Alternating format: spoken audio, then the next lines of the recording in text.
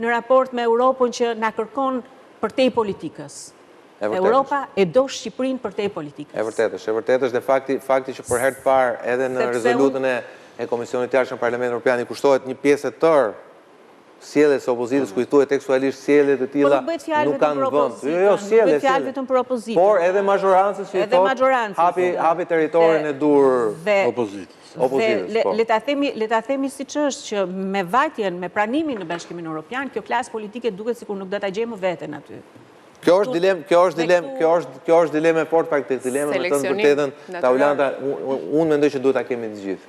Domethënë, nëse ne futemi në BE, i gjithë brezi jon duhet ta shikojë çfarë do të bëjmë me veten tonë, me thënë vërtetën. Padyshim. Unë jam partizani hapjes terrenit për temi për trinj, mendimi im. Ky është. Dhe unë kam një bindje time personale, këtë që nëse ne futemi në Bashkimin Evropian, misioni i brezit ton arrihet dhe pastaj ne duhet shohim ato që mund të shijojmë, po ndërkohë duhet i japim rrugë të rinj me mendimin. Padyshim që Shqipëria i dhe vetë ky proces që po bëhet, se ky nuk është një proces që domethënë unë megjithëse mbështes si proces nuk e di nëse do të arrijë të realizohet në 2030-ën, unë nuk e di. Shpresoj shumë që geopolitikisht po. Pastaj shpresoj shumë që të jetë.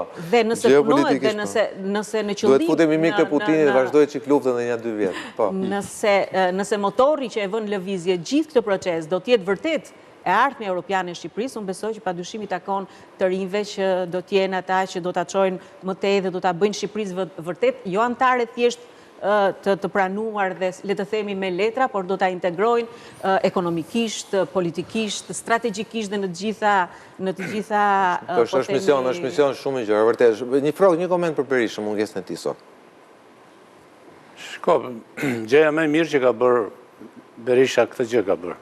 Që siç e sot? Po padyshim, them në kuptimin ka pak ironi, sigurisht, po ka dhe një, jemi të vërtet, jemi ata që jemi. Dhe them që ka bërë gjë shumë të mirë sepse ai ka luftuar me thik në dhëm kundër kësaj dite. Dhe s'kishte pse vinte sot. Nëse s'kishte pse vinte në votimin e rezolutës. Dhe s'ki pse votonte. Kështu që ka treguar një lloj burrnie. Përderisa është kundër, sinqerisht, përderisa është kundër Bashkimit Evropian, përderisa është kundër këtij procesi, përderisa e ka bindje.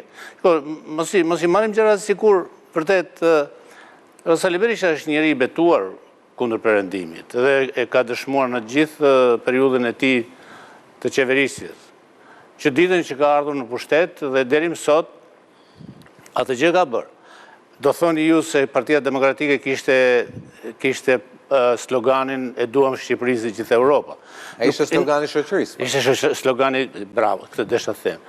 Ky ishte slogani, përveç asaj, ai e mbështet këtë dhe e mbështeti këtë slogan në parulla, dhe erdhi tek ai perceptimi filozofik i si thuash i marrëdhënies dhe i dashurisë.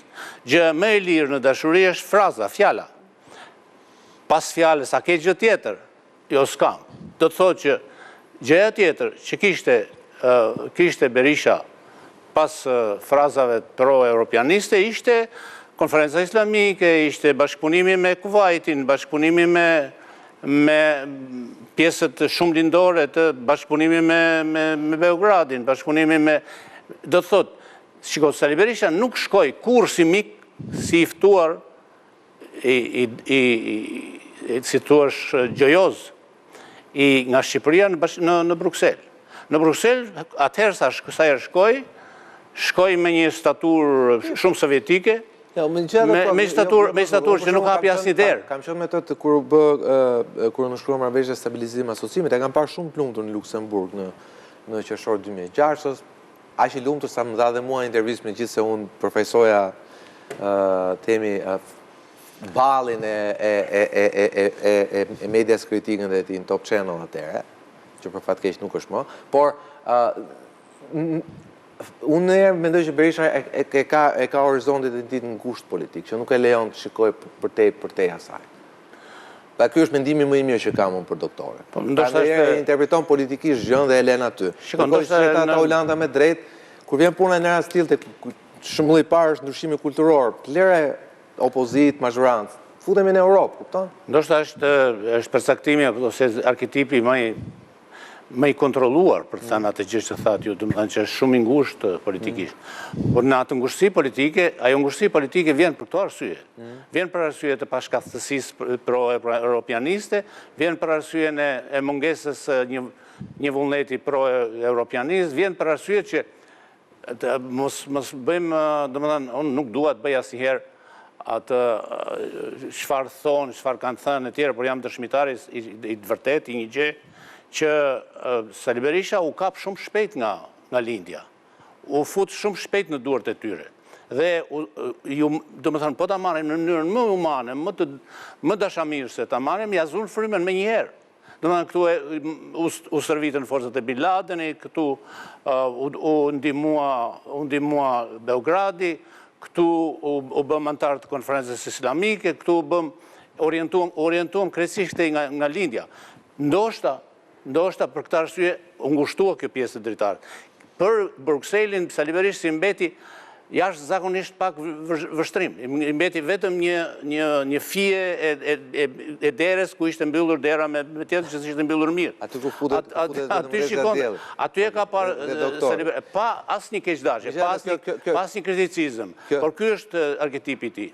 Megjithatë kjo shton përgjegjësinë e mazhorancës, Romina. Ju thatë që ju përmendet e para, pastaj të thatë zonja Jupi, den që duhet shojmë për te partive politike, ta që është ai moment i ardhur që ne nuk duhet ta humbim.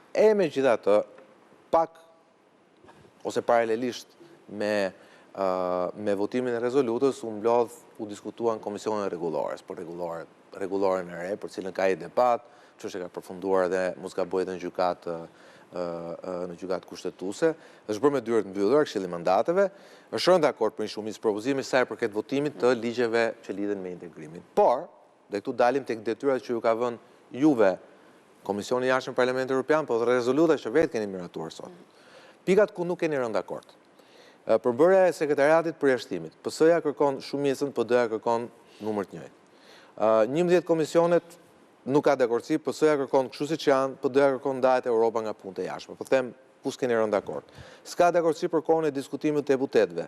PS-ja kërkon 5 minuta, PD-ja kërkon 10 minuta. Hapësirë thot rezoluta për opozitën. Tash, se kush është Berisha e dim, por opozita është opozitë, është çështje koncepti, çështje parimi.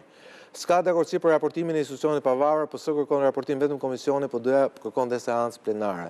Pastaj PD-ja kërkon rritjen e numrit shtator, kjo është çështje tjetër, pastaj çështje do të fusin njerëz në punë. PD kërkon jo mbyllje seancë dhe kalim direkt, por s'ka seancë pas orës 10, rifillon nesër në mëngjes, pra kërkon më shumë transparencë. Pra duhet në këto pika ku nuk është rënë dakord. Me thënë vërtetën, dhe duke e mbyllur syt, duke mbyllur veshët, duke mbyllur të dyja flekrat e hundës, unë mendoj që mazhoranca për hatër të integrimit evropian dhe për hatër të asaj rezolute që miratuat paralelisht me këtë mbledhje, dhe të ati komisionit jashtëm, dhe ti Bari që ju thoni që pritet të jetë pozitiv pas pak javësh apo ditësh apo muajsh, unë mendoj që kjo mos dakordsi nuk është shenjë e mirë, them unë, për klimën politike në vend. Unë vetë jam i qartë ku qëndron eshka. Puna është mos ja vini ju zjarre.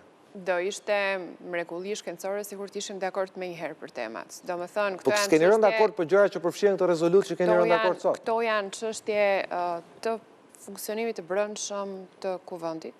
Për të fletë rezoluta. Kuvendi angazhohet për të dhënë më shumë hapësirë dhe siç thoni ju. Por ju ja hiqni hapësirën nga 10 minuta 5 minuta. E menduar objektivisht, nëse mendojmë objektivisht, lidhur me pjesën e raportimeve në kuvend. Nuk ka, më gjeni